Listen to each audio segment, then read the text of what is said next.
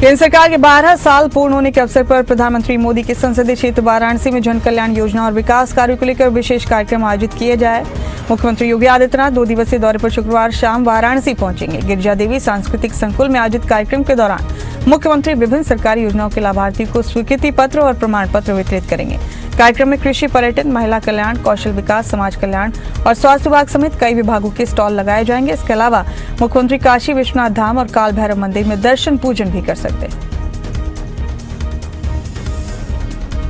PM Modi की अध्यक्षता में नई दिल्ली में आयोजित नीति आयोग की 11वीं शासी परिषद की बैठक में मुख्यमंत्री योगी आदित्यनाथ शामिल हुए। विकसित भारत 2047 के लिए समावेशी मानव विकास विषय पर आयोजित इस बैठक में मानव विकास, सुशासन, जन भागीदारी और समावेशी विकास जैसे महत्वपूर्ण मुद्दों पर चर्चा हुई। सीएम ने कहा कि उत्तर प्रदेश प्रधानमंत्री के विजन के मुताबिक प्रत्येक नागरिक के सशक्तिकरण को विकास का आधार बनाकर आगे बढ़ रहा है। उन्होंने विश्वास जताया कि विकसित भारत के निर्माण में उत्तर प्रदेश अपनी अग्रणी भूमिका निभाता रहे।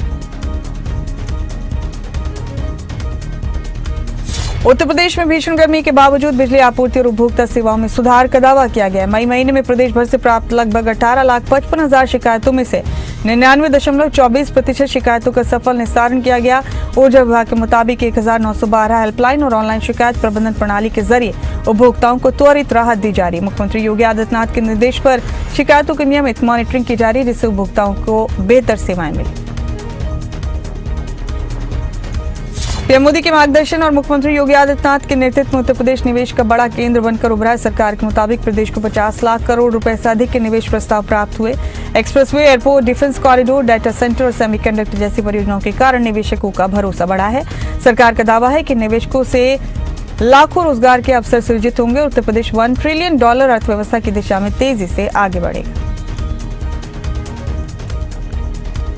उत्तर प्रदेश के कई जिलों में हुई बारिश और तेज हवाओं के बाद मौसम ने अचानक करवट ली। राजधानी लखनऊ समेत कई शहरों में तापमान में गिरावट दर्ज की गई, जिससे लोगों को भीषण गर्मी से राहत मिली है। मौसम विभाग ने अगले कुछ दिनों तक प्रदेश के कई हिस्सों में गरज और चमक के साथ बारिश और तेज हवाओं की संभावना जताई है। किसानों और आम लोगों को मौसम विभाग की सलाह का पालन करने की अपील की गई। लखनऊ दिल्ली शताब्दी एक्सप्रेस पर पथराव की घटना सामने आई। घटना के वक्त राष्ट्रीय स्वयंसेवक संघ के सरसंघ चालक मोहन भागवत भी ट्रेन में सवार थे। पथराव से ट्रेन के एक कोच का शीशा क्षतिग्रस्त हो गया। हालांकि किसी यात्री के घायल होने की सूचना नहीं है। रेलवे सुरक्षा बल और स्थानीय पुलिस ने मामले की जांच शुरू कर दी। घटना के बाद रेलवे प्रशासन ने सुरक्षा व्यवस्था को और मजबूत करने के निर्देश दिए।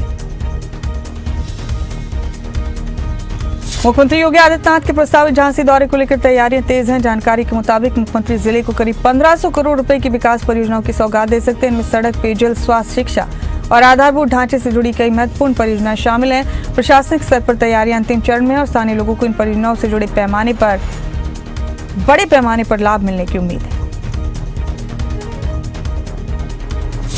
फिरोजाबाद में कानपुर से नई दिल्ली जा रही शताब्दी एक्सप्रेस पर पथराव की घटना सामने आने के बाद पुलिस प्रशासन अलर्ट है। घटना के बाद देर रात अपर पुलिस महानिदेशक मौके पर पहुंचे और मामले की जानकारी ली और अधिकारियों के साथ स्थिति की समीक्षा। वाराणसी में नर्सिंग की छात्रा की संदिग्ध मौत के मामले में नया मोड़ सामने आया। परिजनों का आरोप है कि छात्रा के बॉयफ्रेंड ने गर्भपात के लिए दबाव बनाया और उसे दवा खिलाई। दवा लेने के कुछ समय बाद छात्रा की तबीयत बिगड़ गई और उसकी मौत हो गई। पुलिस आरोपी युवक से पूछताछ कर रही है और मामले के हर पहलू से जांच की जा रही है। फिलहाल पुलिस को परिजनों की औपचारिक तहरीर का भी इंतजार। और लखीमपुर खीरी में पीलीभीत से आ रही बस रास्ते में बिजली के तार से टच हो गई, जिससे करंट बस में उतर गया और बड़ा हादसा हो गया। घटना में कुछ यात्री झुलस गए। घायलों का अस्पताल में इलाज जारी।